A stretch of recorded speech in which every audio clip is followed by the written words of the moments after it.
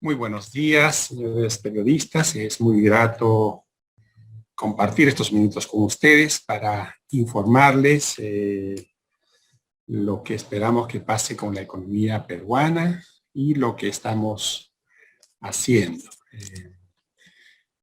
La presentación, por favor. Quiero decirles que las perspectivas macroeconómicas se ven buenas para el país. Sin embargo, en el horizonte hay algunos riesgos que es necesario que ustedes y la población lo conozcan. Adelante con la presentación, por favor. Empecemos.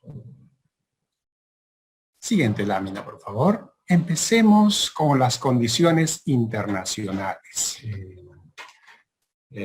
Para el Perú, que es una economía pequeña y abierta, lo que pasa en el mundo es muy importante. Cuando el mundo está bien, exportamos más a buenos precios, entre otros factores positivos. El mundo aparece bien en este año. El mundo va a crecer en 5.8% en este año. Esa tasa de crecimiento, para verlo en perspectiva, es la tasa de crecimiento más alta del último medio siglo.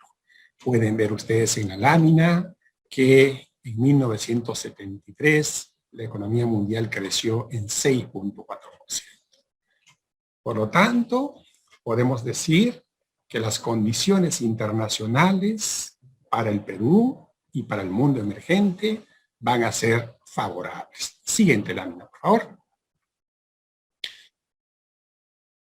Lo otro que hay que destacar es la rápida recuperación de la economía peruana. La economía peruana cayó en 11% el año pasado, la caída más fuerte desde fines de los 80. Sin embargo, este año vamos a recuperar casi todo lo que hemos perdido. Se espera que en este año el PBI peruano crezca en 10%. Siguiente lámina. Hay que hacer notar especialmente que la recuperación de la economía peruana ha sido rapidísima, de las más rápidas en América Latina. Pueden observar en la lámina que tienen al frente que en el segundo trimestre del año pasado el PBI se cayó en 30%. Pocos trimestres después, en este primer trimestre del año 2021, ya el PBI peruano va a tener un crecimiento positivo y en el segundo trimestre debe crecer en alrededor de 35%. Es una recuperación rápida. Siguiente lámina.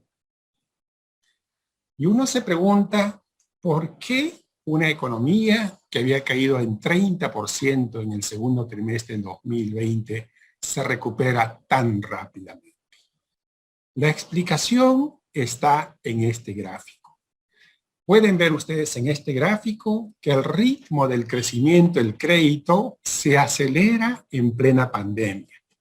Normalmente, en cualquier país del mundo, cuando hay una crisis económica, el crédito también se contrae. Pero lo que pueden ver en esta lámina, señores periodistas, es que en tiempos normales, el 19 fue un año normal, el crédito crecía a un ritmo de alrededor de 6% anual. En plena pandemia, julio, agosto, septiembre y hasta ahora, ese ritmo de crecimiento del crédito se duplica, en algunos casos se triplica respecto a un año normal. Esta es, a juicio nuestro, la gran explicación de por qué nos hemos recuperado rápido. Y la siguiente pregunta es, ¿y por qué el crédito a las empresas creció tan vertiginosamente? La explicación está en todos los programas crediticios que se hicieron desde el Ministerio de Economía y Finanzas y desde el Banco Central de Reserva. El año pasado y ahora se están dando créditos Reactiva Perú, FAEMIPE FAE Turismo, grandes programas que proporcionaron liquidez a los bancos y estos pudieron prestar a las empresas porque esos créditos tenían una garantía del Estado. Así se operó en el año 2020 y lo que hemos hecho en el gobierno de transición y emergencia es aumentar estos programas crediticios. Creamos, por ejemplo, PAEMIPE, que es un nuevo programa para las micro y pequeñas empresas. Y como las empresas no se han recuperado del todo, hemos reprogramado los grandes programas de crédito Reactiva Perú y FAEMIPE. Eso explica entonces que las empresas en plena pandemia, al tener capital de trabajo, no han colapsado. Es cierto que a las empresas de algunos sectores no la han pasado bien, pero este crecimiento notable del crédito explica en gran medida que las empresas, microempresas, pequeñas, medianas y grandes han estado protegidas. Y por eso es que cuando se reabre la economía, las empresas están casi íntegras. Eso explica la recuperación rápida de nuestra macroeconomía. Siguiente lámina. Y la otra gran preocupación del Ministerio de Economía y Finanzas ha sido el año pasado y este año financiar todas las necesidades de la salud. Las camas UCI, el oxígeno, el contratar más profesionales de la salud. Todo lo que la salud ha necesitado se lo ha otorgado el Ministerio de Economía y Finanzas gracias a las fortalezas que se obtuvieron en años anteriores. Siguiente lámina. O sea que la economía peruana se está recuperando rápidamente gracias fundamentalmente a los programas de apoyo crediticio con aval estatal. El MEF ha contribuido decisivamente en esos programas y el MEF y el país en realidad, con sus impuestos, ha contribuido a financiar las necesidades de la salud. ¿Cómo estamos relativamente en la región? Siguiente lámina, por favor. No hemos perdido la fuerza. Deben saber ustedes que en las últimas 2 décadas el desempeño macroeconómico peruano ha sido sobresaliente. En el año 2020 fuimos de lo que más nos caímos. En el año 2021 vamos a ser los que más crezcamos y en el año 2022 también. O sea que la macroeconomía peruana sigue tan sólida como antes de la pandemia. Siguiente lámina. ¿Cómo van las finanzas públicas? Porque una economía camina bien cuando sus finanzas públicas estén ordenadas. Siguiente lámina. Los ingresos del gobierno general, en el gobierno general están todos los ministerios, todos los municipios, todos los gobiernos regionales. Los ingresos de ese conjunto de actores evidentemente se cayeron fuertemente en el año de la COVID-19, 2020, pero esos ingresos se están recuperando rápidamente. En este año no vamos a alcanzar todavía lo que recaudamos en el 2019, pero estamos cerca de alcanzarlo en el 2022 y ya habremos superado ese nivel. Por lo tanto, la reactivación económica, la recuperación de la economía y las políticas tributarias responsables nos muestran esta recuperación de los ingresos. Y por el lado de los gastos, estamos haciendo la política de las últimas 2 décadas, siendo responsables con los gastos. En el caso de este gobierno de transición, solo estamos financiando o básicamente estamos financiando las necesidades de la salud, la emergencia sanitaria y la compra de vacunas. De tal manera que el gasto público, luego de haber dado un salto en el año 2020, debe empezar a reducir gradualmente en los siguientes años. Siguiente lámina. De tal forma que la variable déficit fiscal, la diferencia que hay entre los gastos y los ingresos, que es una variable que este ministerio y los gestores de las últimas décadas han estado cuidando, siga volviendo al camino que le corresponde. Vean ustedes que en los años normales teníamos déficit de 1, 2%, 3%, y es con la COVID-2020 que nos desplomamos. El déficit fiscal subió a casi 9 puntos del Producto Bruto Interno. Eso está bien por un año. No está bien que eso se repita año a año. Este año, a pesar que estamos financiando la salud, la emergencia y las vacunas, ese déficit fiscal va a bajar y nuestras perspectivas son que ese déficit siga bajando. Siguiente lámina. De tal manera que la deuda pública, que no es otra cosa que el déficit fiscal acumulado, que alcanzará un pico en este año, empezará a descender gradualmente y esperemos que en unos años alcance un nivel que a nosotros nos parece razonable, cercano al 30% del Producto Bruto Interno. Siguiente lámina. Ustedes se preguntarán, ¿y por qué hay que ser súper exigentes con la deuda pública? Hay dos razones sencillas. Fíjense ustedes, en la primera lámina, hacia 1990, la deuda pública del Perú alcanzaba el 89% del Producto Bruto Interno. Luego fue descendiendo y ahorita estamos en 35% a pesar del alza de la COVID-19. En ese año de 1990, cuando la deuda pública alcanzaba el 89% del Producto Bruto Interno, lo que pagábamos de intereses de la deuda pública era 9 puntos del PBI. O sea, el doble de lo que gastamos en inversión pública todo un año.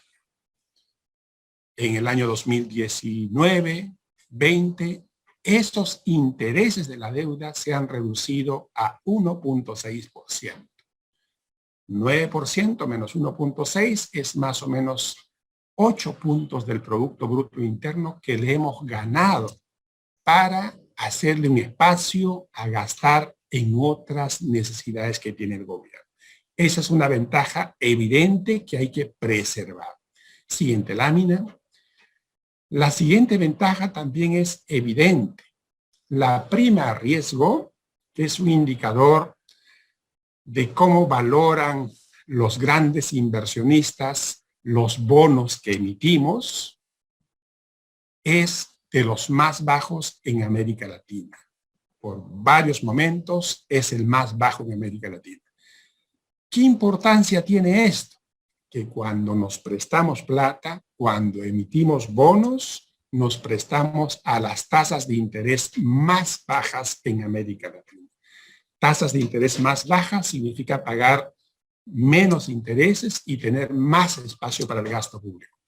Tasas de interés más bajas del bono soberano contagian a las tasas de interés del sector privado y las tasas de los bancos también descienden. Esa es la ventaja de ser responsable fiscalmente. Siguiente lámina. Bueno, pero esta historia que les he contado es una historia más o menos conocida. Es la historia de las últimas 2 décadas, donde la economía crece, la inflación baja, la deuda baja, prima de riesgo bajo. Pero esta pandemia nos ha enseñado que la macroeconomía no lo es todo. La macroeconomía, por supuesto que ayuda, porque si la macroeconomía no va bien, no hay crecimiento, no hay recaudación y no hay manera humana de hacer un gasto público importante. Siguiente lámina. Tenemos enormes retos. Tenemos una economía donde la informalidad es de las más altas en América Latina. Tenemos una economía donde el acceso al sistema financiero es de los más bajos en América Latina. La cobertura de Internet, a pesar de todo lo que hemos avanzado, es de las más bajas en América Latina. Y salud, número de camas hospitalarias por cada 1000 habitantes, de los más bajos en América Latina.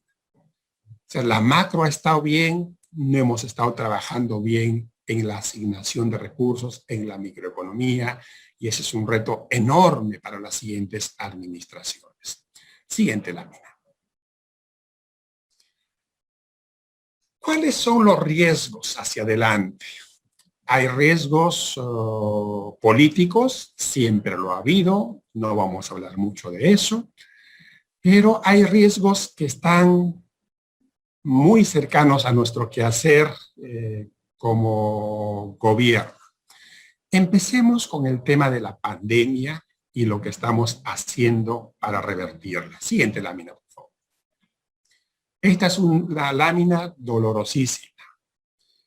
Es una lámina donde nos muestra que en el Perú, por la pandemia, han fallecido alrededor de 176.590 personas. Esta es una medida tomando en cuenta el exceso de fallecidos, que es una proxy de los muertos por la COVID. El gráfico nos dice también que estamos en una segunda ola que es mucho más fuerte que la primera ola. En términos de pandemia, entonces la estamos pasando mal. Hay indicios de que estaría reduciéndose, pero mejor no especulemos. El caso es que tenemos un montón de fallecidos. Si lo ponemos por millón de habitantes, es el número de fallecidos por millón de habitantes más alto del mundo. Está en un nivel pico todavía preocupante, entonces ese es un gran problema. Tenemos algunas esperanzas. Siguiente lámina. Esta es una información que nos da muchas esperanzas. La línea gris es la evolución de la mortalidad de la población en general. Como pueden ver, es una línea que está ascendente. La línea roja es la línea de mortalidad de los médicos. ¿Y por qué ponemos a los médicos? Porque fueron los primeros en ser vacunados. Ya todos recibieron la segunda dosis, entonces ya la vacuna está surtiendo sus efectos. ¿Qué se ve en el gráfico? Que la mortalidad de los médicos ha descendido abruptamente. ¿Qué quiere decir eso?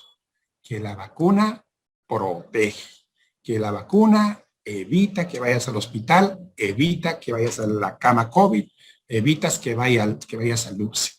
Está probado por la ciencia y por la información que tenemos en este momento. Siguiente lámina.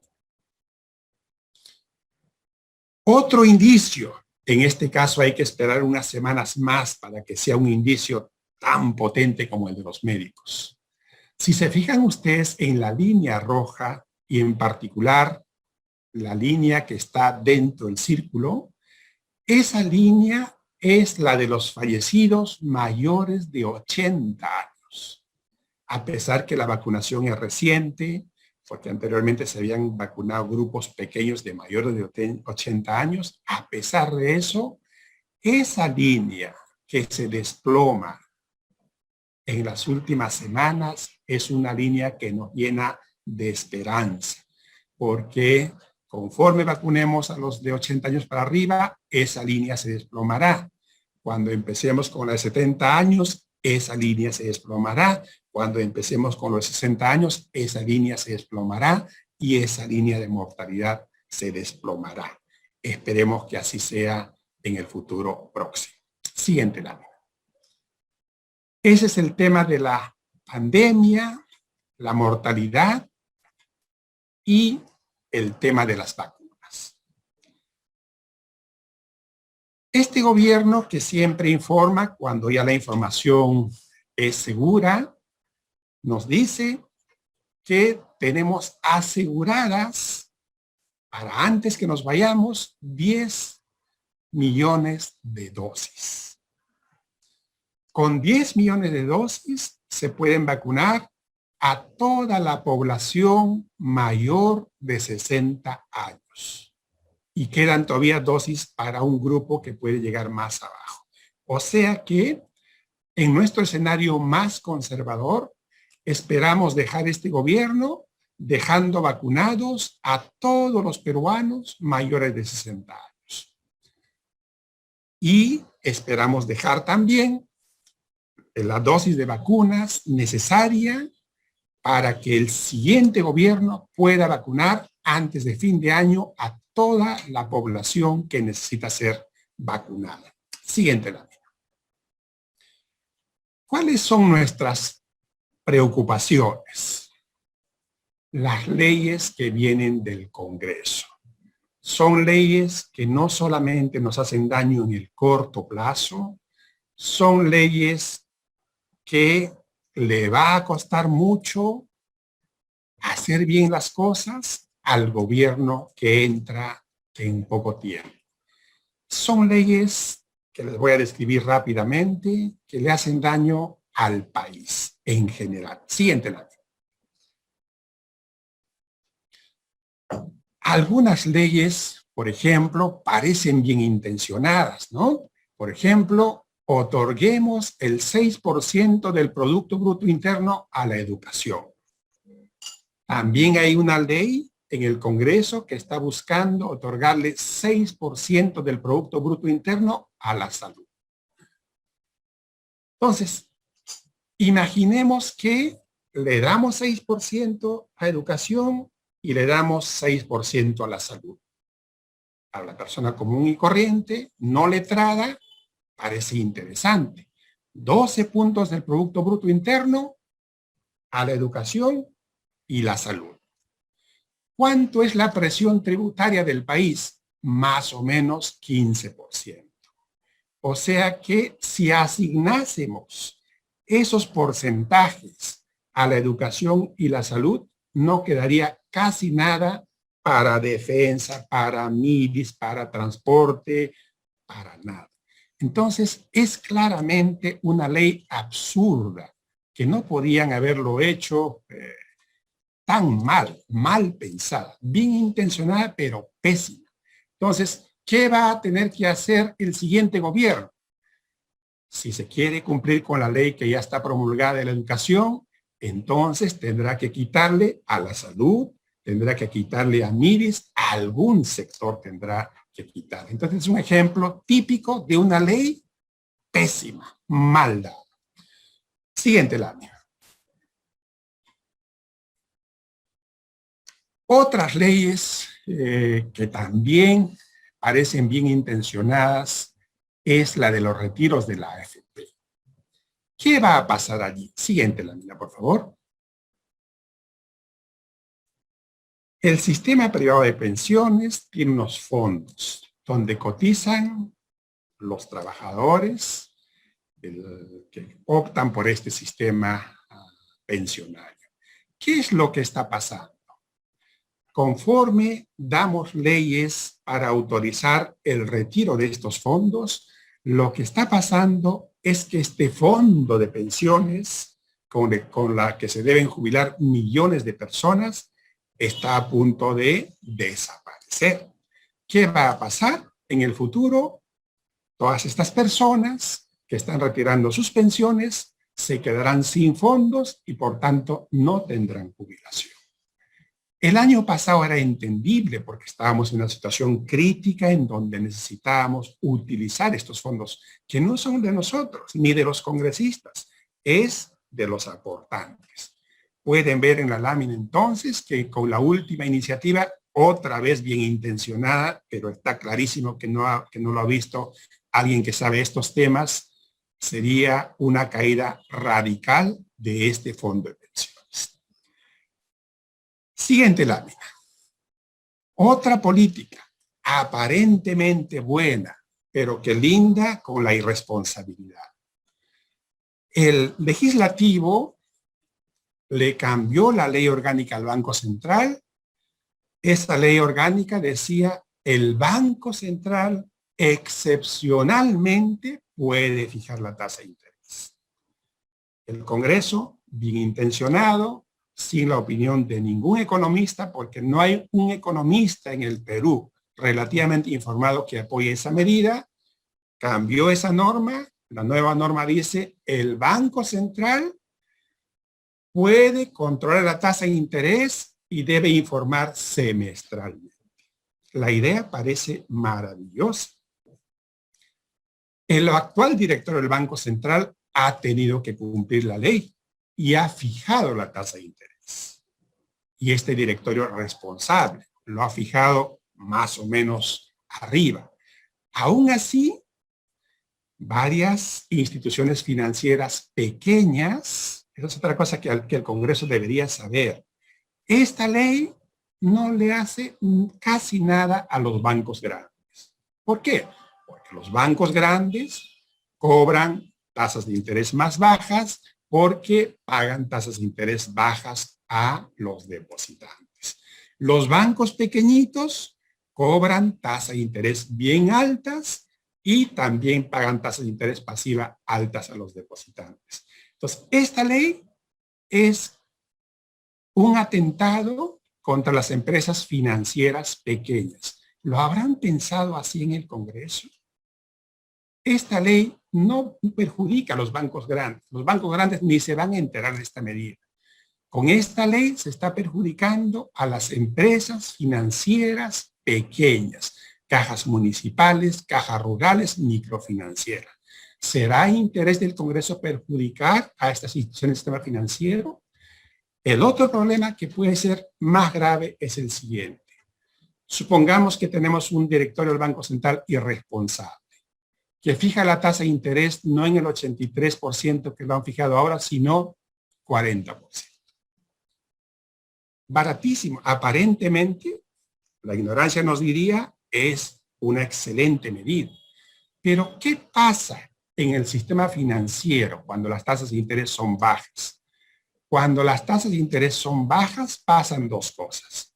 Por un lado, mucha gente quiere prestarse plata, porque el crédito se ha abaratado, y pocas instituciones financieras quieren prestar plata, porque ya no es negocio prestar.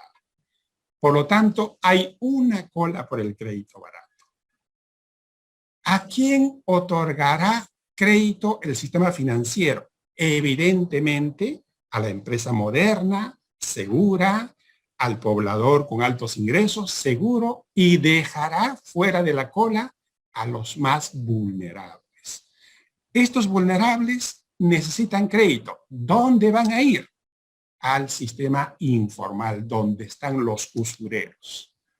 O sea que esta ley, bien intencionada, abre un mercado para los usureros, allí van a ir los que no pueden conseguir crédito y perjudica a las instituciones financieras frágiles.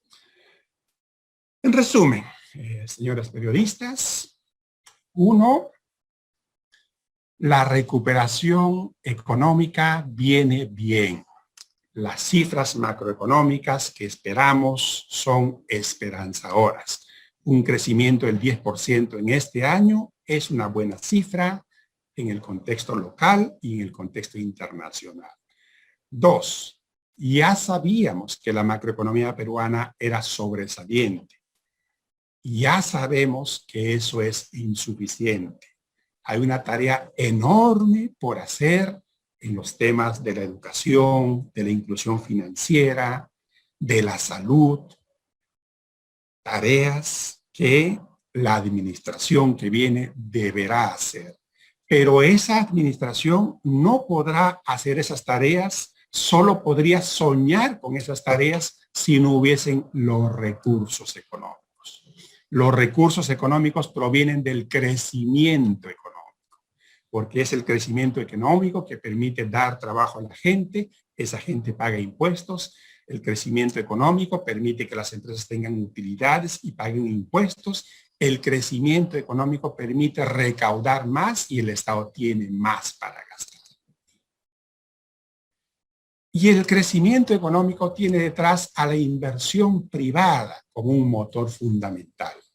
Y la inversión privada en este país, en China o en cualquier parte del mundo, depende de que el país ofrezca un medio ambiente apropiado para la inversión. ¿Qué es medio ambiente apropiado? Uno que sea amigable con la inversión privada. Tercer punto, la pandemia está en uno de sus peores momentos. Sin embargo, parece que hay una luz al final del túnel. El inicio de la vacunación ha permitido mostrar, por ejemplo, que nuestros médicos ya no están terminando en una cama UCI. La vacuna es efectiva. Los primeros indicios nos muestran que nuestros ancianos ya no van a ir en el cortísimo plazo a un hospital o a una cama UCI. Ya tiene asegurado este gobierno de transición y emergencia 10 millones de dosis de vacunas, un poco más en realidad, para vacunar por lo menos a todos los peruanos mayores de 60 años. Un vacunado es uno menos que va a la cama UCI, es uno menos que va al hospital y es uno que contagia menos. Eso es lo que aprobó la vacuna. Por lo tanto, la vacuna nos da mucha esperanza. Cuarto, último punto, especialmente dirigido al Congreso y a los futuros congresistas. Las leyes que se han dado en el último año y medio han sido malísimas, no para el Ministerio de Economía y Finanzas, sino para la población.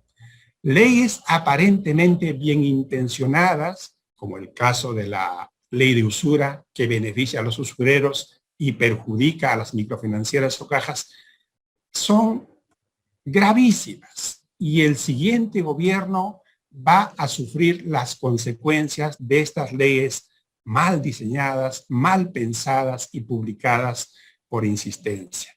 En la medida de nuestras posibilidades, desde el Ministerio de Economía y Finanzas, hemos observado estas malas leyes, nos hemos ido al TC, hemos ganado varias batallas y adelante también tenemos varias batallas. Vamos a irnos al TC por el tema de las tasas de interés, nos vamos al TC por el tema de las CAS, nos vamos al Tribunal Constitucional por el tema de FONAVI y por las leyes de ese tipo que sigan viniendo, porque de esta manera el Perú no podrá crecer ordenadamente en el futuro. Muchísimas gracias y listo para sus preguntas. Muchas gracias, ministro, por la presentación. Vamos a continuar con la ronda de preguntas de los periodistas. Es importante mencionar que previamente se ha realizado un sorteo entre los medios de comunicación que confirmaron su participación en esta conferencia de prensa para poder atender 7 preguntas. Así que comenzamos con la República. Le damos la palabra a Carlos de Sombras. Por favor, encender la cámara y el audio. Bueno, en primer lugar, gracias, ministro, gracias al equipo del MEF por esta oportunidad de conocer las proyecciones. Yo quería puntualmente preguntarle algunas cosas al ministro, en particular, si nos podría detallar los componentes de la recuperación económica de este año, o si se debe ese 10% solamente a un efecto estadístico. Sumado a eso, y es un tema que se pregunta la mayor parte de la población, es ¿cuándo se van a recuperar los niveles de empleo adecuado y de ingresos, ¿no? O sea, ¿cuándo vamos a tener esos niveles prepandemia, que es lo que prevé el MEF por ese lado?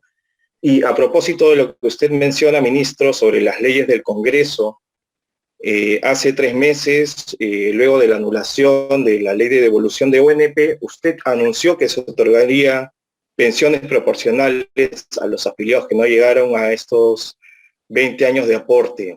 ¿Cuándo se concretaría la medida y qué detalles traería? Y si me permite una consulta adicional, hay quienes señalan, entre ellos el Fondo Monetario Internacional, que el Perú debería otorgar un nuevo bono focalizado a la población para de esta manera reanimar la demanda y consecuentemente la actividad económica. ¿Ustedes, ya en lo que resta de gobierno, descartan esa posibilidad? Eso sería todo. Gracias. Muchas gracias por tu pregunta. A ver, el 10%. Claro, se suele decir es un crecimiento estadístico, pero de lo que he comentado, imaginemos que no hubiesen existido esos programas crediticios que elevaron la tasa de crecimiento del crédito de un 6-7% normal a 18% normal. Si el gobierno, junto con el Banco Central, porque fueron políticas monetarias fiscales inteligentísimas y potentes dados por la anterior administración, no hubiese otorgado ese crédito, las empresas hubieran quebrado masivamente. Por lo tanto, no habría recuperación estadística, porque si no tienes empresas, ¿con qué te recuperas? Entonces, lo de estadístico suena, sí, pues, si nos hemos caído en 11, teníamos que subir en 10. Ojo con eso. La anterior administración y esta administración, dado que las empresas estaban confinadas, dado que no podían producir a su potencial, el peligro de quiebra era inminente. Se le proporcionó más de 10% del Producto Bruto Interno de capital de trabajo para que estas empresas no quiebren. Entonces, este 10% tiene como principal variable explicativa el tratamiento que se le dio a las empresas el año pasado y el tratamiento que se le está dando a las empresas en este año. Esa política crediticia está protegiendo especialmente a las empresas pequeñas y medianas. Entonces, no es estadístico. Digamos, si no se hubiera hecho esa política de las más potentes en el mundo, no estaríamos hablando de 10%. Estaríamos hablando de una tasa de crecimiento mucho mayor. Segundo tema, con respecto a tu pregunta, los sectores que se están recuperando más, curiosamente, son los sectores no primarios, esos que generan bastante empleo. La recuperación es prometedora. Sin embargo, tiene usted razón que el tema del empleo y los ingresos están lejos de haber sido resueltos. Y en realidad es una característica habitual, ¿no? Cuando hay un problema, el producto se cae primerito y luego se cae el empleo. Cuando hay una recuperación, el producto se recupera antes y el empleo demora en recuperarse. Nuestras cifras en rojo están todavía, nuestras cifras de empleo están en rojo. Y rojo, un rojo fuerte. ¿Por qué? Porque la economía no está todavía recuperándose. El primer trimestre ha sido un trimestre muy modesto, en parte afectado por la semi-cuarentena de febrero. ¿Qué podemos esperar? No hay manera humana de que el empleo se recupere sin una recuperación sostenida de la producción. No hay otra manera. Hay pequeños programas de alivio que se pueden dar, de hecho lo estamos haciendo a través de Trabaja Perú, pero eso es macroeconómicamente pequeño. La gran recuperación va a venir con esta gran recuperación del Producto Bruto Interno. No se ha ideado en el mundo otra manera de que el empleo y los ingresos se recuperen. Hay que propiciar una recuperación, ojalá más rápida, de la producción. Sobre el tema de las pensiones, efectivamente, en algún momento planteamos esa posibilidad. Sin embargo, en aras de la verdad, debemos decir que la coyuntura nos ha ganado, la segunda ola nos ha ganado, el MEF, a pesar que no es su función, ha estado colaborando activamente en todo lo que tiene que ver con la salud, la emergencia y las vacunas. Así que este tema lo hemos corrido, esperamos discutirlo antes de dejar esta administración. Respecto al Fondo Monetario Internacional, en los 80s, en los 90s y a principios de este siglo, el Perú tenía una relación muy estrecha, pero asimétrica con el Fondo Monetario Internacional. Yo fui testigo, porque estaba trabajando acá en el ministerio, de que el Fondo Monetario Internacional en la práctica redactaba una carta de intención, un compromiso de gobierno para hacer ciertas políticas. que en general eran políticas razonables. Esa dependencia en el Perú se terminó hacia el 2005, 2006. Yo fui testigo de una de las firmas de una de las últimas cartas de intención, en el que su contenido era bien sencillo, era casi un protocolo de cumplimiento. Actualmente nuestra relación con el Fondo Monetario es buenísima, pero es simétrica. Esa es la gran diferencia con la década del 80 y la década del 90.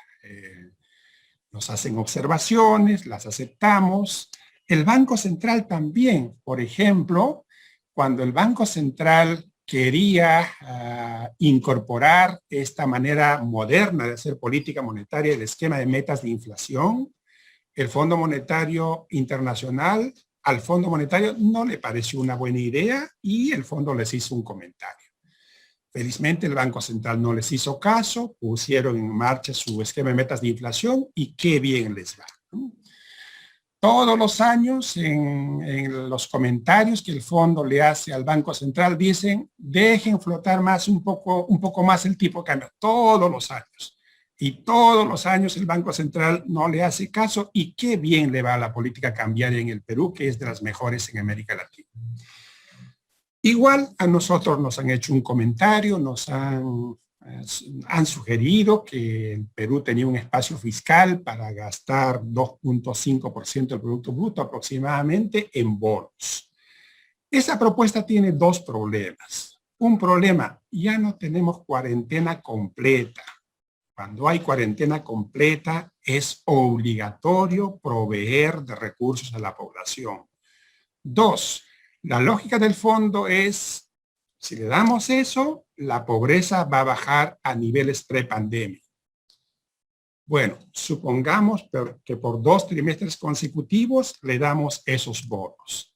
La pobreza bajará por 2 trimestres.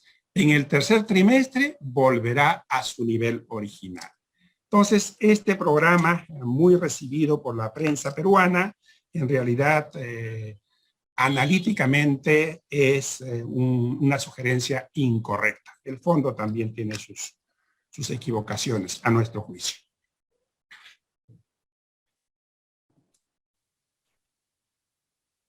Continuamos con la siguiente pregunta de Perú 21, Fabiana Sánchez.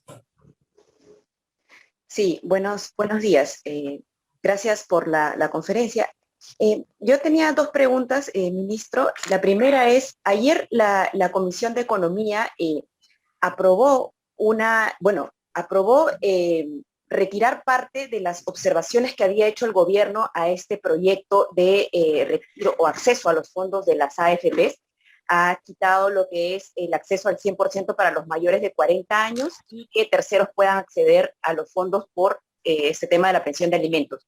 Tomando en cuenta que solo se ha mantenido el hecho de que todas las personas puedan retirar hasta 4 ITs, ¿cuál va a ser la postura del gobierno? ¿También va a ir al Tribunal Constitucional si se llega a aprobar en el Pleno que se espera se convoque en la brevedad? Y la siguiente pregunta es, se ha alertado que los proyectos como la carretera central, la línea 3 y la línea 4, que se pretenden a realizar bajo el contrato de gobierno a gobierno, impactarán en los recursos del próximo gobierno. ¿Hay recursos para ejecutar estos proyectos? ¿El MEF está de acuerdo con que se realicen bajo esta modalidad? Y si los concursos se van a realizar antes de culminar su gestión. Gracias. Muchas gracias, Fabiana. Empiezo por tu primera pregunta sobre las AFPs. No he revisado todavía esta versión del Congreso, pero independientemente de esa revisión, la propuesta tiene un problema constitucional y es idea del Ministerio de Economía y Finanzas proponer al presidente que esta norma debe irse al TC. ¿Por qué? Porque hay un artículo de la Constitución que dice claramente que los fondos para las pensiones no se pueden tocar para otro propósito que no son para las pensiones, sean estos fondos privados o públicos. La Constitución no hace esa distinción. ¿Y por qué quisiéramos hacer eso? Porque no quisiéramos que en algún momento estos fondos de pensiones lleguen a cero. Porque en este momento ya hay un gran porcentaje de la población que está en las AFPs cuyas cuentas están en cero. O sea que no tienen ni un sol para su jubilación. Entonces, ese es el propósito. Y además, la ley inicial, no he visto esta otra, no tenía ni siquiera un propósito de apoyo a los vulnerables, ¿no? Porque le decía, todo el que quiera, saque su fondo de pensión. Entonces la gente podía sacar su plata para cualquier propósito, lo necesitase o no lo necesitase. Un ejemplo más de cómo el Parlamento hace las políticas de una manera que yo no imagino cómo lo hace. Creo que aprovechando estos temas que son reiterativos, deberíamos sugerir al Congreso, quizá al nuevo Congreso, que se doten de personal especializado, calificado, competente, para que les ayude a hacer estas leyes. Es imposible imaginar cómo pueden haberse hecho estas leyes tan malas. Está claro que no lo ha visto gente que entiende el tema. Congreso debería tener una unidad permanente al margen de quien es congresista que asesore, que informe, que eduque a los congresistas, porque de otra manera vamos a seguir con estas leyes que son malísimas para la población especialmente vulnerable. Entonces, resumiendo sobre la AFP, no he revisado la nueva versión, pero tengo la impresión que vamos a seguir manteniendo nuestras observaciones y el Ministerio de Economía y Finanzas propondrá al presidente de la República que este tema vaya al TC, porque si no, a este paso, el fondo de pensiones va a desaparecer, los pensionistas se van a quedar sin un sol para su jubilación y en algún momento voltearán al Estado. Respecto a tu otra pregunta, efectivamente, uno de los errores más grandes de la anterior administración fue haber puesto en el presupuesto de la República de este año 3 proyectos inmensos al mismo tiempo. La carretera central, la línea 3 metro, la línea 4 metro. No criticamos la calidad de estas iniciativas, sino que estas iniciativas no cuadran con el ejercicio de Excel. Si estos proyectos se mantuviesen juntos en adelante, hacia el año 2024 o 2025, significarían el uso del 80 o el 90% del presupuesto total del Ministerio de Transportes y Comunicaciones. Entonces, para financiar eso, habría que desaparecer un ministerio o habría que decir al Ministerio de Transportes y Comunicaciones que deje de hacer todo lo que tiene que hacer. Entonces, es una norma, en este caso ya no del Congreso, sino del Ejecutivo, que partió mal. No hicieron bien su ejercicio de Excel y, porque si lo hubieran hecho bien, hubiesen encontrado que esas 3 obras juntas no se pueden hacer. La ventaja del hacer obras gobierno a gobierno, posiblemente su calidad, su rapidez. Pero precisamente por el tema de la rapidez hay que pagar también rapidito. Ese es el problema, Fabiana. Continuamos ahora con Expreso. Le damos la palabra a José Manuel Carmen Morán. Buenos días, muchas gracias por la conferencia. Yo tenía un par de preguntas. La primera era respecto a la reactivación laboral y la reactivación económica.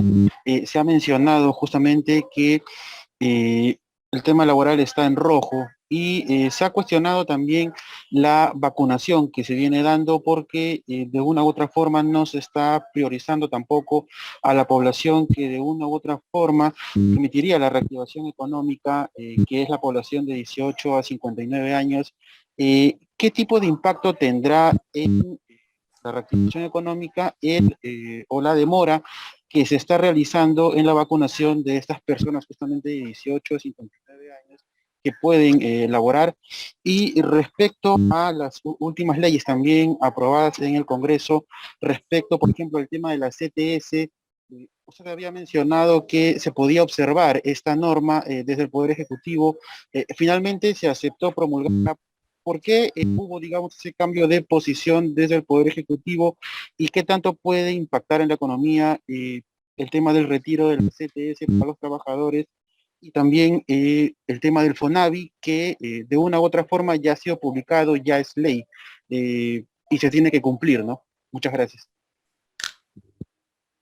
Muchas gracias, José Carmen. Respecto a la vacunación, hay un protocolo, pero uno de los criterios, sobre todo en un país como el Perú, en donde está en el pico de la pandemia, es la rapidez de la vacunación. Una cosa es vacunar un lote de vacunas en una semana y otra cosa bien distinta es vacunarlo en 2 meses. Para vacunar rápido hay que tomar decisiones macroeconómicas, prácticas. Y el Ministerio de Salud y el gobierno ya tiene un protocolo. ¿Cuál es el requisito? El DNI. Primero, los de 80 para arriba, ahorita ya están los de 70 para arriba y después los de 60 para arriba. ¿Por qué esta población? Porque es la más vulnerable. Es la que está ocupando camas UCI, ¿ya? Esa es la idea. Y efectivamente, los jóvenes se vacunarán al final. Si tuviésemos suficientes vacunas, bajaríamos más abajo.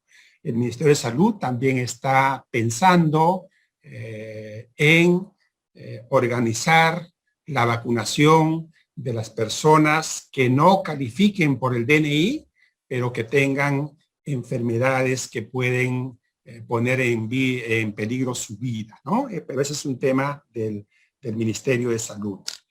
Entonces, sería deseable desde el punto de vista productivo, tal como tú lo sugieres, una sugerencia interesante, vacunar a los jovencitos porque ellos son los que están trabajando, ¿no? Pero en este tema hay un tema ético de protección a los más vulnerables y los más vulnerables son la gente mayor. En el tema de la CTS hemos cumplido la institucionalidad que tiene el gobierno. El Ministerio de Economía propone observarlo y es decisión del gobierno, del presidente, si hace caso o no de esa observación. El ministro de Economía es respetuoso de los procedimientos. En el caso del FONAVI, el Ministerio de Economía va a proponer también no solamente la observación, que ya me parece que ya es por insistencia, sino va a proponer que este tema se vaya también al Tribunal Constitucional, por una razón elemental. Yo creo que el tribunal lo va a decidir, o sea, no tiene que estudiarlo mucho. El Congreso no tiene iniciativa de gasto. Si no mandásemos esta ley del FONAVI al Tribunal Constitucional, si hiciéramos caso de esta ley, el siguiente gobierno no tendría plata para hacer nada y se dedicaría a pagar al FONAVI. Otra vez, falta de un ejercicio Excel. No cuadran los números, son números gigantescos. Otra vez, la necesidad del Congreso de dotarse de un personal técnico que evalúe la calidad de las leyes. Continuamos ahora con la pregunta de Andina. Le damos la palabra a Cristian Inahuanca. Buenos días, señor ministro, y con todos los compañeros, colegas. Señor ministro, una primera pregunta. Vemos que la necesidad de recursos es una constante en su exposición. Entonces, ¿qué se debería hacer ahí para aumentar la recaudación? Sabemos que se está recuperando de alguna manera, pero la presión tributaria todavía es corta, ¿no? en nuestro país. Entonces, ¿qué se debería hacer? Planteando ya sabemos que el gobierno de transición y emergencia está de salida, se puede decir, pero ¿qué se podría plantear ahí? ¿Revisión de exoneraciones, como ya se hizo, por ejemplo, con lo de la cuestión de la ley agraria? y que se va a eliminar progresivamente, que es una reforma tributaria, de repente mayor formalización, esa es una. Y la otra, señor ministro, bueno, estamos en una nueva normalidad, ¿no? Y el plan de competitividad que se planteó fue antes de todo esto. ¿Usted cree que debería hacerse una actualización de ese plan? Gracias. Muchas gracias, Cristian. Sobre la presión tributaria, allí tengo la ventaja de haber estado en este ministerio en los primeros años de este siglo y estar nuevamente acá y haber estado estudiando también el tema. No es una tarea sencilla, ¿no? Cuando uno escucha propuestas de que vamos a subir en 3 o 4 puntos del PBI la presión tributaria, uno lo que hace es sonreírse, porque eso no es realista. Por varias razones es muy difícil elevar sustantivamente la presión tributaria en el Perú. Una razón es la informalidad. En realidad, prácticamente solo el 30% de las empresas pagan impuestos, el resto paga muy poco. Entonces, con esa enorme cantidad de empresas en la informalidad y de trabajadores en la informalidad, es muy complicado tener una presión tributaria como la que tienen nuestros vecinos. Nuestra presión tributaria es de las más bajas en América Latina. Una tarea en la que este ministerio ha estado avanzando sigilosamente es generar las condiciones para empezar a capturar la evasión y la elusión, que no depende de la tasa impositiva, que nuestras tasas impositivas son normales, están en el estándar. Pero, ¿cómo avanzas en esto, no? Este rollo de vamos a elevar la base tributaria. La manera es conociendo a los contribuyentes, acercándose a ellos, a los contribuyentes que están pagando, a los que podrían pagar. Entonces, normas como la antielusiva o normas que permiten que la SUNAT acceda a la información de los bancos, el secreto bancario que tanto revuelo causó, son las cosas que hay que hacer para ampliar la base tributaria.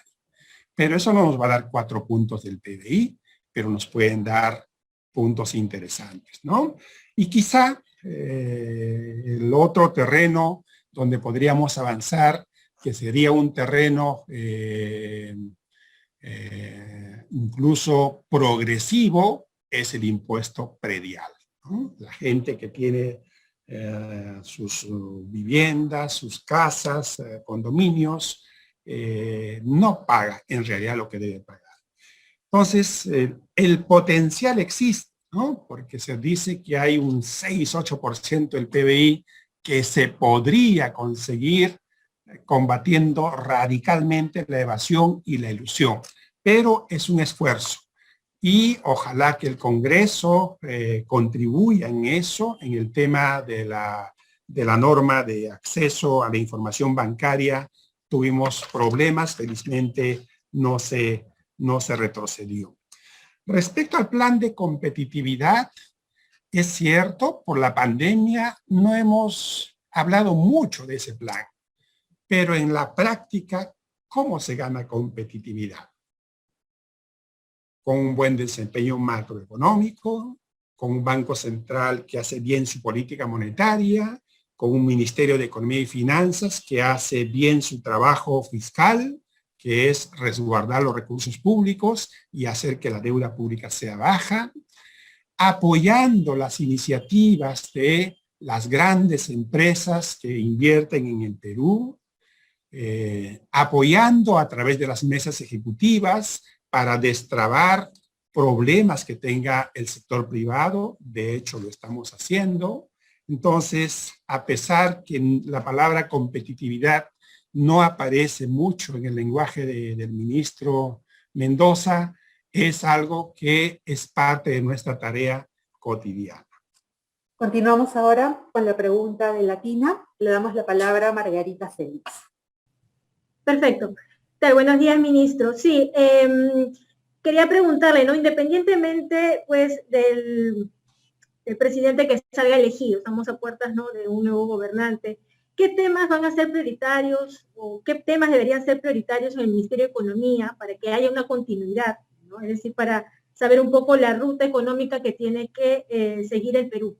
Y lo otro es que también en estas últimas semanas, pues, ha habido bastante preocupación en los peruanos por el incremento del dólar. ¿Cómo explicarle a los peruanos este incremento? ¿Es positivo, es negativo? ¿Está relacionado mucho con el tema electoral? ¿Qué nos podría decir de eso?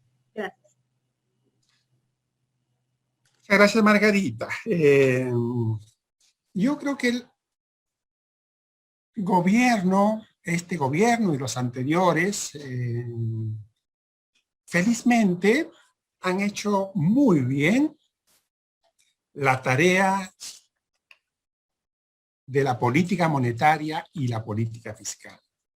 Somos un país en donde la inflación a nadie le preocupa, porque ya sabemos que en los últimos 20 años ha sido 2% al año y en los próximos 20 años va a ser igual. Ya no nos preocupa. Somos un país que ha logrado reducir las tasas de interés a lo largo del tiempo. Quisiéramos que se reduzcan más. Somos un país que ha crecido sustantivamente, su recaudación ha crecido, el gasto público ha crecido. Cuando voy a dar una conferencia a San Marcos, veo que casi todos los chicos están con sus celulares, con su laptop. Era una cosa que no se ve en los 80s, ¿no? Entonces, la macroeconomía ha ido bastante bien. Esa macroeconomía es la que provee de recursos. Recursos lo hemos tenido. El presupuesto de estos años es el doble o triple de hace una década o 3 décadas. No ha sido la falta de plata la que no ha sido la falta de plata el principal problema. Pero llega la pandemia y resulta que tenemos el número de muertos por habitante más alto en el mundo. ¿Cómo se puede explicar eso? Esa ya es la microeconomía. Esa ya es la correcta asignación de recursos. No hemos estado gastando bien en educación y salud. A mí me parece que la principal política distributiva no es la de los bonos, ¿no? Yo creo que la principal política distributiva es gastar bastante y bien en educación y salud. Si tenemos buenos colegios en el Estado, buenas escuelas en el Estado, le daremos la oportunidad a la gente que no tenga para educarse bien. Entonces, en resumen, para contestar a tu compleja pregunta, Margarita, creo que hay un gran camino más sectorial, más de gastar bien, más de preocuparnos de los lugares más lejanos a donde no llegamos. Entonces, sin una macroeconomía buena, no se podría hacer eso. Digamos, con una macroeconomía buena, el sueño de distribuir puede convertirse en realidad. Con una macroeconomía mala, el sueño de distribuir se queda como un sueño, porque es imposible, ¿no? Respecto al tipo de cambio, el tipo de cambio es como el precio de cualquier producto, igualito que el precio de la papa. ¿Cuándo sube el precio de la papa? Cuando escasea o cuando hay una mala cosecha. Entonces el dólar es así, y en esa tarea que le corresponde exclusivamente al Banco Central de Reserva, el Banco Central, desde hace todo este siglo, interviene en el mercado cambiario. Cuando considera que el dólar está subiendo por motivos transitorios, interviene, lo suaviza. Cuando considera que el tipo de cambio tiene factores permanentes atrás, lo deja subir o lo deja bajar. Entonces, hay que confiar que tenemos un Banco Central de los mejores en América Latina, que sabrá hacer lo mejor posible la tarea, que no es su tarea principal, porque su tarea principal es 2% de inflación de por vida, ¿no? Su tarea secundaria es evitar grandes volatilidades. Cuando la volatilidad se considera transitoria, interviene. Cuando la volatilidad refleja un fenómeno permanente, lo deja subir. Entonces el Banco Central tiene un presidente lúcido y un directorio con miembros muy inteligentes, así que harán el mejor trabajo posible.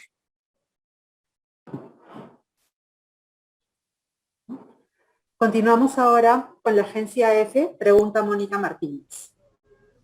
Sí. Buenos días, ministro. Buenos días, colegas. Mi pregunta era respecto a, entonces, ¿cuáles son las expectativas que usted ve para los próximos 6 meses para el sistema financiero peruano, con la situación que ya nos mencionó, que está complicando el trabajo de las microfinancieras, cajas, con todas estas medidas del Congreso? Además, si es que usted entonces ve que tiene futuro el sistema privado de pensiones tal cual ha estado funcionando hasta la fecha, y también con las mismas medidas de retiros parciales que ha estado aprobando el Congreso, porque obviamente si se dan las últimas ya es un porcentaje mínimo de trabajadores que realmente podrían permanecer en él. Y si es que, bueno, el gobierno también había planteado hacer alguna propuesta quizás de un nuevo tipo de sistema pensionario. No sé si va a ser posible que el gobierno de transición pueda dejar esa propuesta al siguiente gobierno. Gracias. Para proteger la salud de las empresas financieras, especialmente las pequeñas, la Superintendencia de Banca y Seguros es la principal actora en este tema.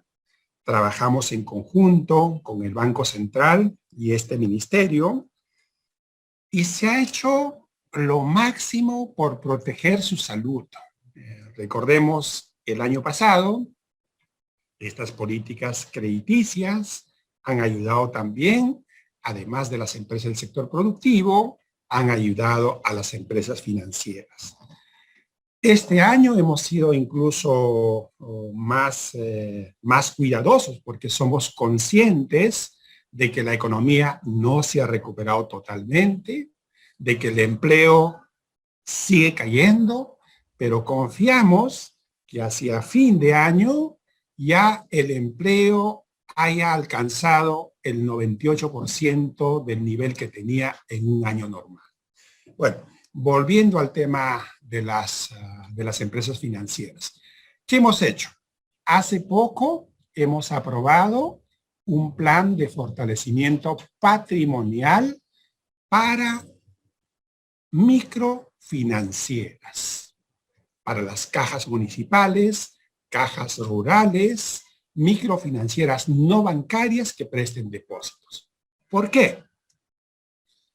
Porque la crisis económica, la falta de empleo, evidentemente afecta el pago oportuno de los créditos. Y esto debilita a las empresas financieras, especialmente a las pequeñas. La SBS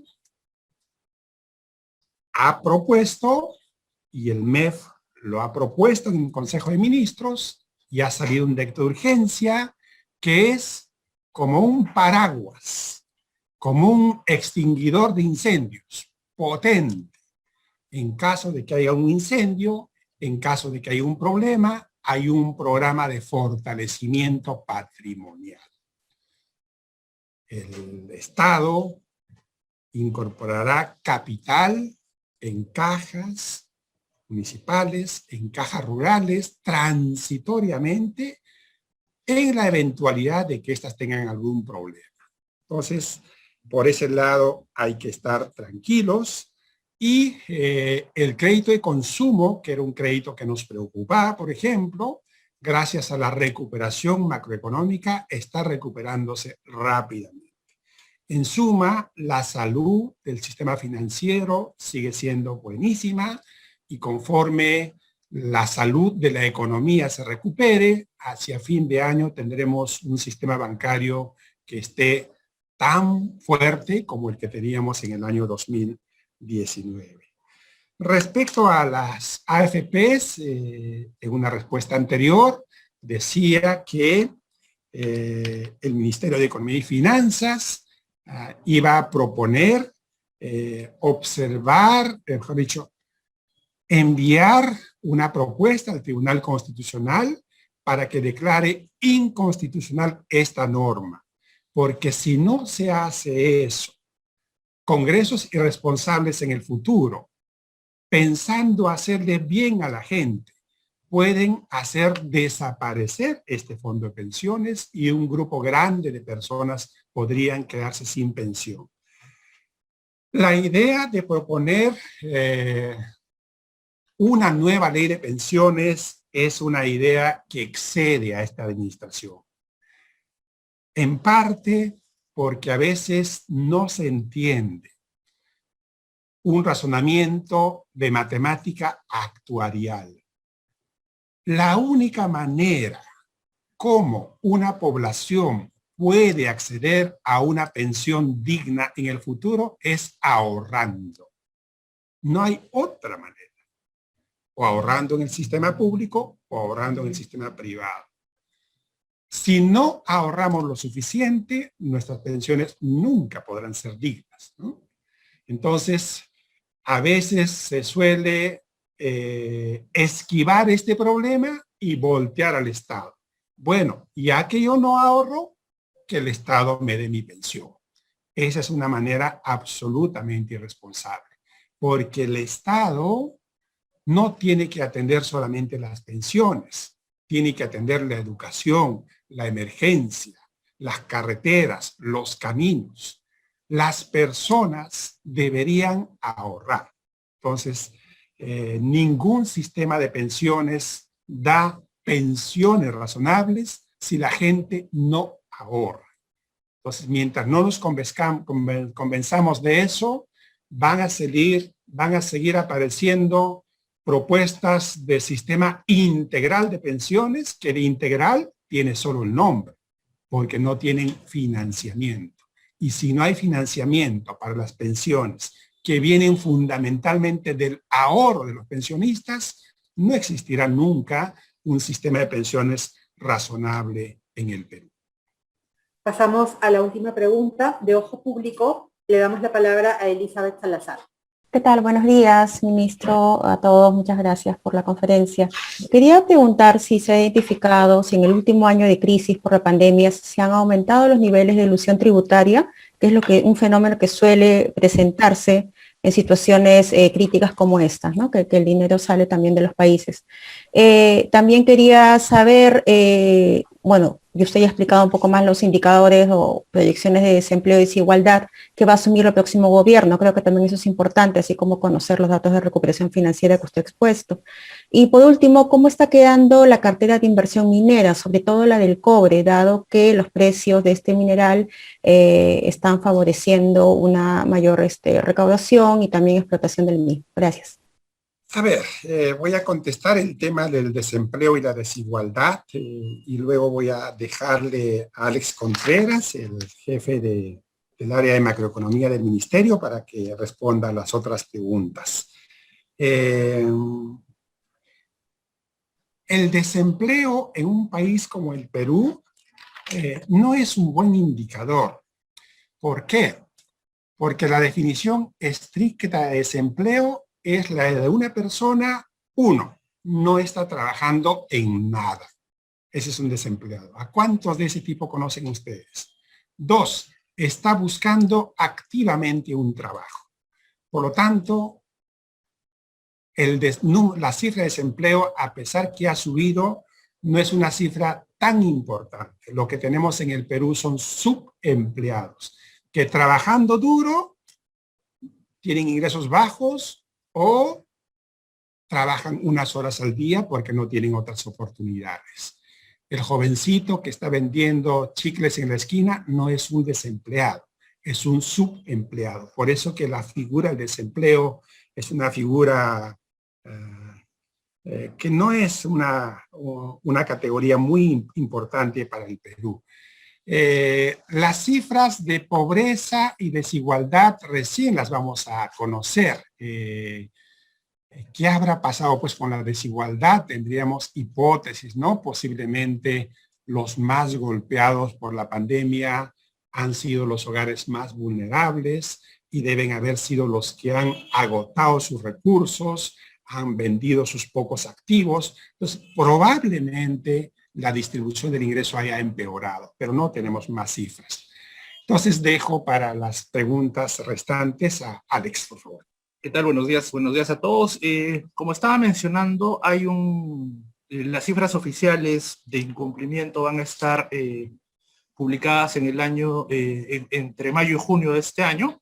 En general, lo que esperamos es un aumento de estos indicadores. Al 2019 hay que recordar que Perú mostraba uno de los indicadores más altos en materia de incumplimiento, tanto de IGB como de impuesto a la renta. Estamos hablando en el caso del IGB, un incumplimiento de alrededor de 34%, y en el caso del impuesto a la renta, un incumplimiento cercano al 50%. Son, como mencioné, niveles bastante altos comparados al promedio de América Latina. Como tendencia al periodo previo a la pandemia, es que dadas las medidas que se tomaron para fortalecer a la SUNAT, este incumplimiento venía moderándose. Eso por un lado. Y en lo que respecta a la inversión minera, sí va a haber una recuperación importante este año. En el informe de actualización de proyecciones macroeconómicas estamos esperando un crecimiento de alrededor de 22%. Como saben, hay proyectos importantes que están en marcha, y eso va a ser, digamos, uno de los drivers importantes en la recuperación hacia el año 21. Del 2022 hacia adelante, sí, proyectos mineros importantes, mencionaría básicamente Yanacocha Sulfuros, que es el proyecto más grande. Me parece que también Zafranal y algunos proyectos adicionales que van a ayudar a sostener estos flujos de inversión. Pero, digamos, la tendencia va a ser a una menor inversión minera en este periodo 22-24, que se va a ver más bien compensada también por el inicio de proyectos, el inicio de operación de proyectos como Quillabeco, Mina Justa, Corani. Entonces, si lo queremos ver por el lado macro, va a haber una moderación de la demanda de inversión minera, pero un aumento de la oferta en este sector. Gracias. Ok, con ello hemos terminado la ronda de preguntas. Le paso la palabra al ministro para un par de comentarios finales. En primer lugar, agradecer vuestra presencia. Esperamos hacer de estas reuniones un poco más permanentes, porque es bueno que estén informados de lo que está pasando con la economía de nuestro país. Resumiendo los temas que hemos presentado,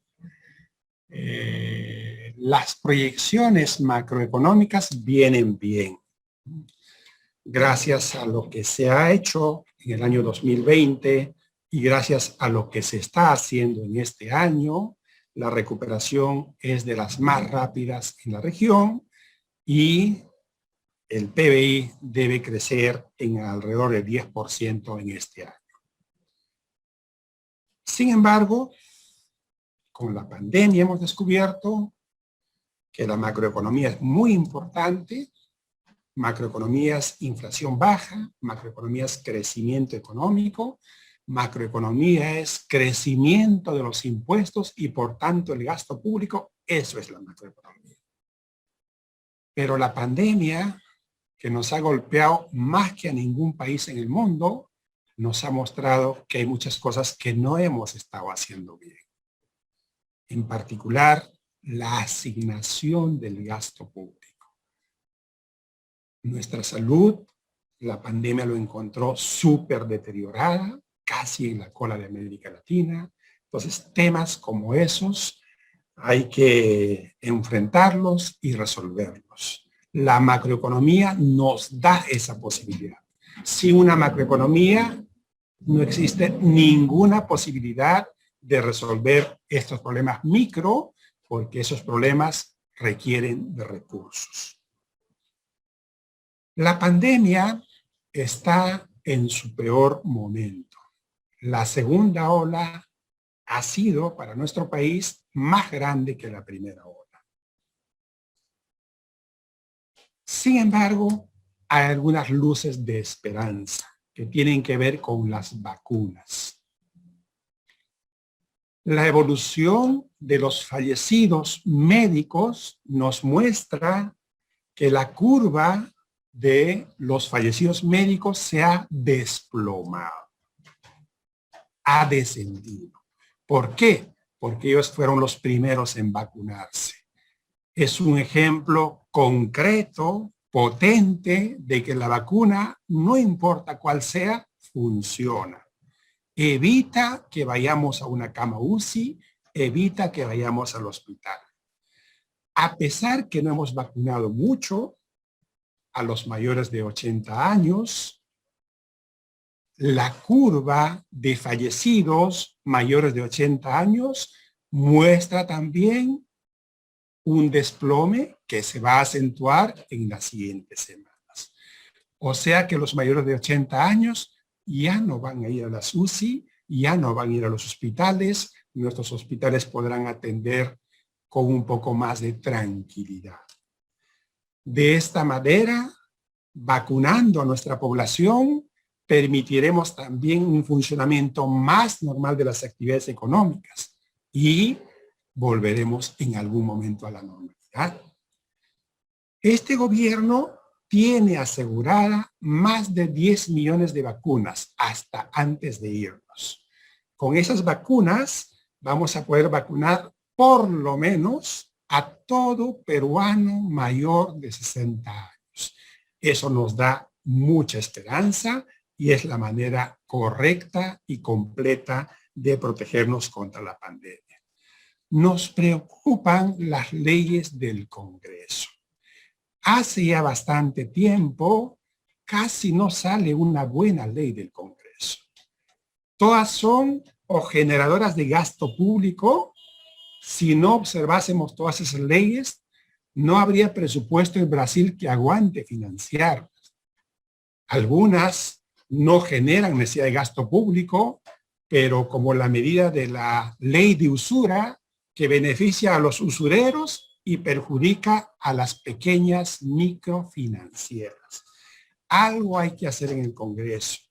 Una sugerencia modesta es: el Congreso debería tener un grupo importante de profesionales altamente calificados que eviten que estas leyes muy mal hechas pasen a la discusión. En resumen, señores periodistas, el Perú macroeconómicamente es tan fuerte como lo ha sido en las 2 últimas décadas. Hay muchas cosas por hacer. Las vacunas están llegando, van a ayudar un montón a la recuperación de la salud y la economía del país. Y hay que estar pendientes. Sería muy interesante para los periodistas que hagan un recuento de todas las leyes que han salido o han estado por salir o han sido observadas o están en el TC para medir cuán dañina puede ser una legislación. Muchísimas gracias a todos ustedes, que tengan buen día y cuídense bastante, por favor.